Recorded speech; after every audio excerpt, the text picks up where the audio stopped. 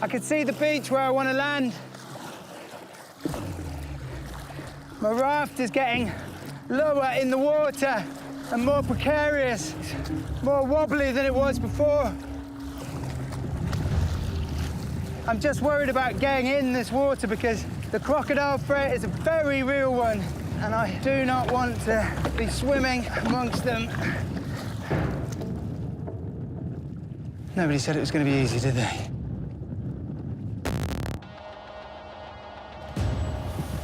I'm Ed Stafford, and I've put myself through extreme tests of endurance and isolation to become a bushcraft and survival expert. I'm proud of that. I've tested my skills against the world's toughest survivalists. Come on. In head-to-head races across the wildest and most unforgiving landscapes on the planet. But I'm not done. I'm refusing to stand still. This time, I'm doubling up on opponents, taking on rematches, bringing in my game, and having to go harder than ever before. It's not about beating my chest, but taking my skill set to the next level. Oh, stop it. In a bid to prove to myself that I'm on top of my game. Let's go. Whew. This time, I'm facing off against professional athlete and survivalist Max Junwan it's freaking tough work. and the relenting heat of the volcanic barrier in northern Kenya. Can't see Ed anywhere. I'm gonna beat Ed by just 110%. I'm one of the toughest, hardest workers in the survival game. Gotta keep pushing it. He's coming confident. He's going to be a very formidable opponent. The old dog's not dead yet.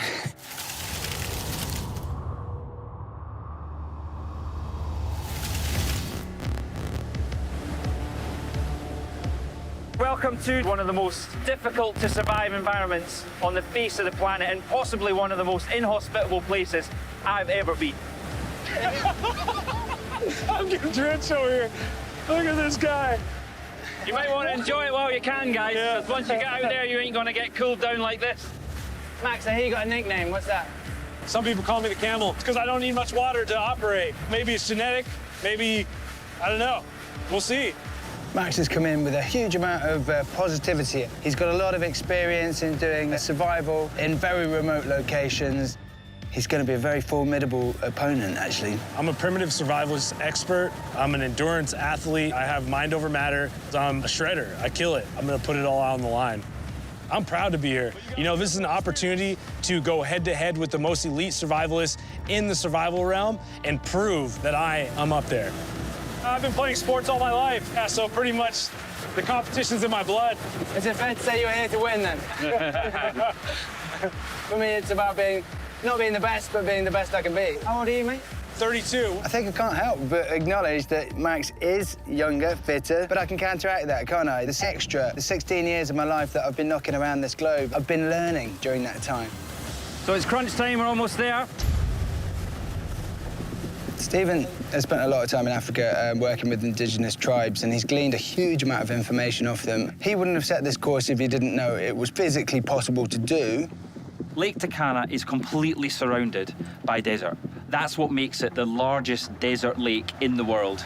You could walk all the way around it and you wouldn't come across any more resources or vegetation than you see right here. For survival, it's unbelievably challenging. I am comfortable operating in hot conditions. However, you know, this is a survival race. This isn't just an A to B running race. I've got to physically be able to survive, and therefore, looking around me, it's like a moonscape. There isn't that much life here.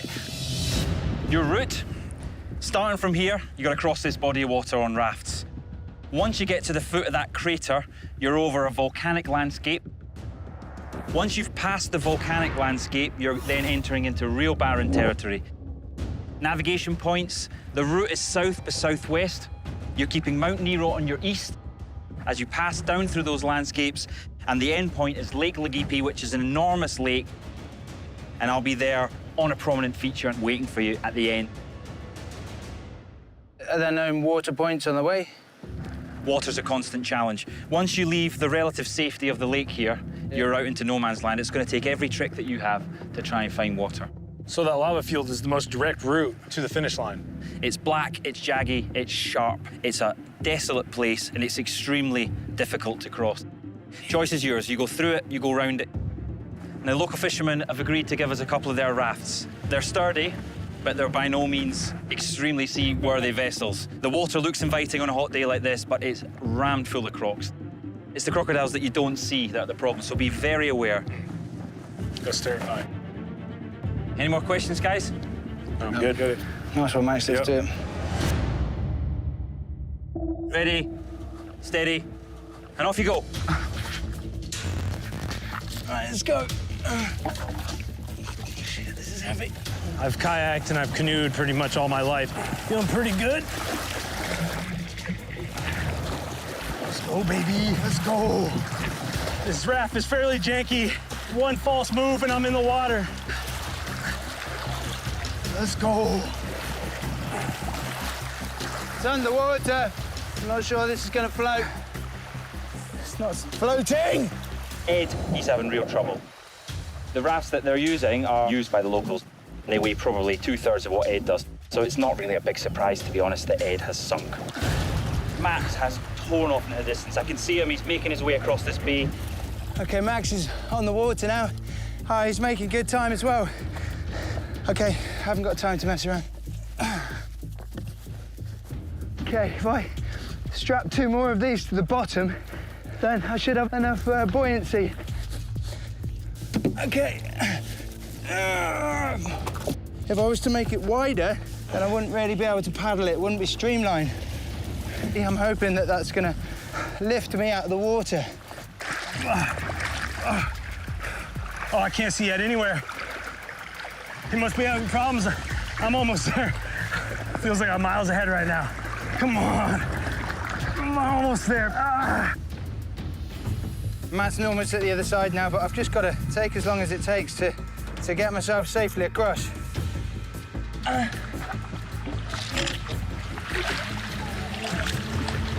Hey, it floats. It floats. Thank you. I'm almost there, baby. Let's go.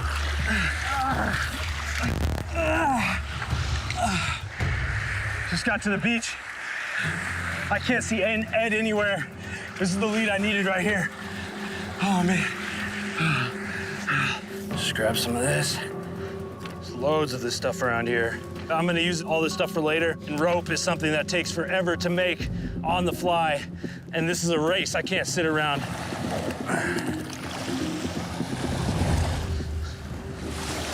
Just saw a croc go under right there. He is. There he is. He's just watching. That's terrifying. I just came out of there. Hopefully Ed doesn't run into him. My raft is getting lower in the water and more precarious, more wobbly than it was before. I'm just worried about getting in this water because the crocodile threat is a very real one, and I do not want to be swimming amongst them. You will not see the croc that advances towards your raft. That croc's going to grab you by the leg and drag you under. And once it does that, it's going to spin and do death rolls and basically try and drown you and at the same time tear you apart. 10 meters and I'm there. Crocs aside, Ed needs to get across this water as quickly as possible before Max has a chance to really widen that gap. Right, if I never do that again, that'll be too soon. That was not fun. That was not fun at all. Both Ed and Max have crossed the lake now and they're completely on their own.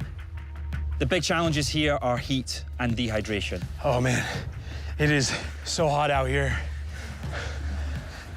Heading up there, top of the volcano, in order to get a vantage point. Oh, man. The only vantage point in this entire landscape is that volcano, and climbing it is going to take an enormous effort. But of course, the payoff is that you will get a view over the entire landscape and, importantly, that exfil point. Oh, my legs are absolutely burning in order to keep pushing. Wow. Look at this caldera. Oh, it's absolutely beautiful. So, exfil is over that way. I'm gonna keep working the edge of this rim. Oh, I think I see Ed. Looks like Ed just hit the beach down there. I'm definitely ahead. Seeing Max climbing the volcano in front of me, I'm just thinking, what a lunatic, really. Maybe it's this lunar environment He can't have a water bottle yet. He can't have consolidated to any meaningful degree. I don't have any bodies of water between me and the finish line. At the end of the day, I can't just head into the desert. That doesn't work. That's just suicide. The only thing I can do to mitigate the risks of heading into the desert are to consolidate here, use all the resources I can. I'm gonna get the cordage off. But if I just smash it straight into the desert, I doubt I'd last half a day, if I'm honest. This is very much a brain over brawn scenario. I have a great vantage point as to where I need to go. I gotta walk straight down through the lava field. It's gonna be absolute hell, but it's definitely the shortest direction from point A to point B here. Max, he obviously feels like he wants to win the race and he's going a direct route. I think if it was me, I probably would have spent a little bit more time trying to find a navigation route that would help me avoid the lava field. But it's a brave one.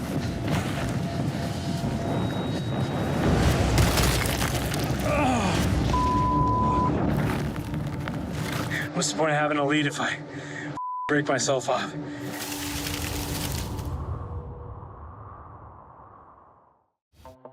I toyed over setting the race here. When you first arrive here, there is a sort of holiday-like quality to it. The blue colour of the water, the endless sunshine, but the camera is not picking up the reality of the situation. The reality is it's pushing 40 degrees in the day.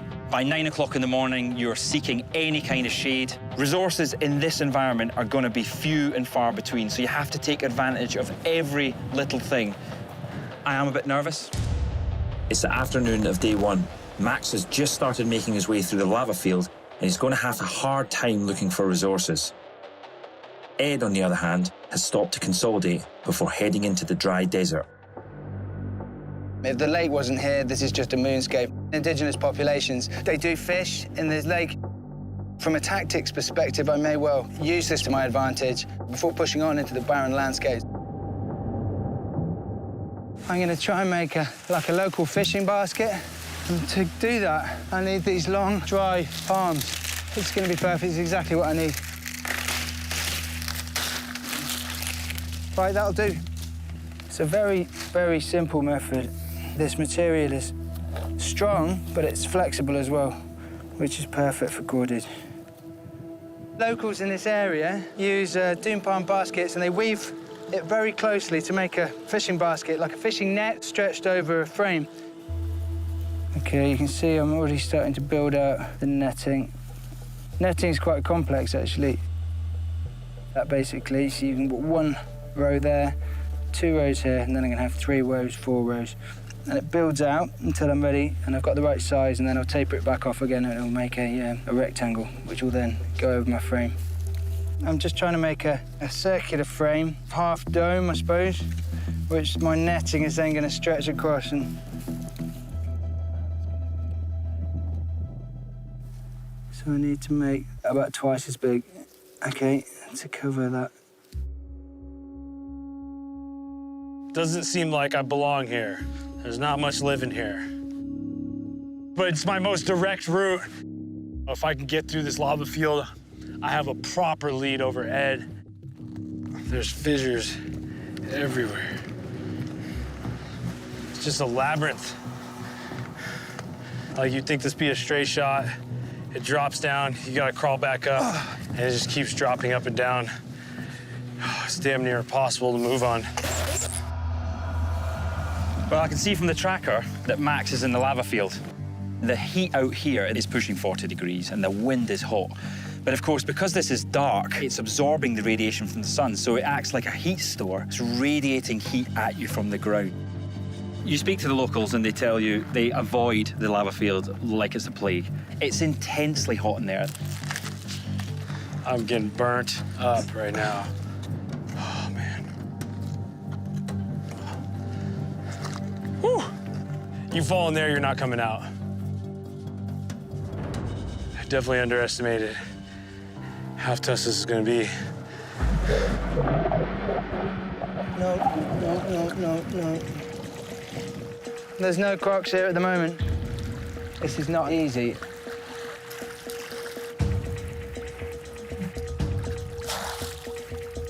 Yeah. I don't know. No, no, no. I think I've got one. Oh, I don't even want to put my finger in it.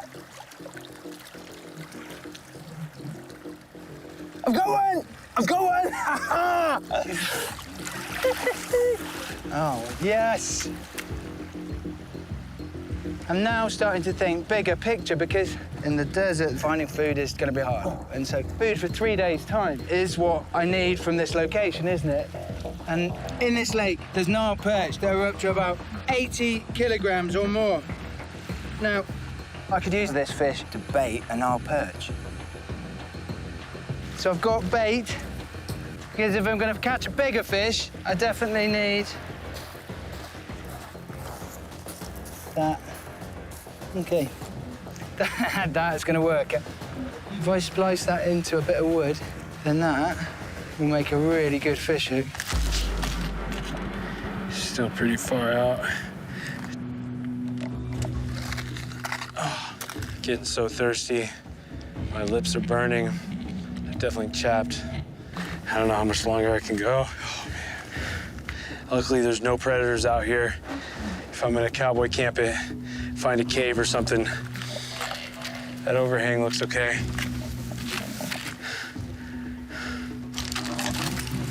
This might just do it. Oh, yeah. Oh, man. Finally get some shade. Oh, I just feel beat. Oh, man.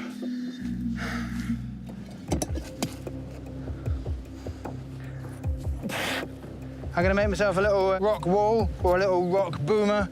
That way, there's not a chance any croc is going to be able to accidentally walk over me as I'm sleeping.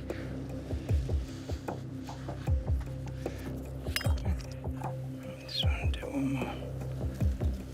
It's not pretty, but essentially what you got is a piece of wood here. The catfish barb just lashed onto it. Might be a bit crude, but I think that'll work.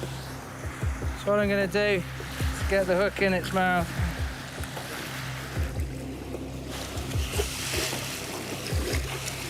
Okay, it's gone.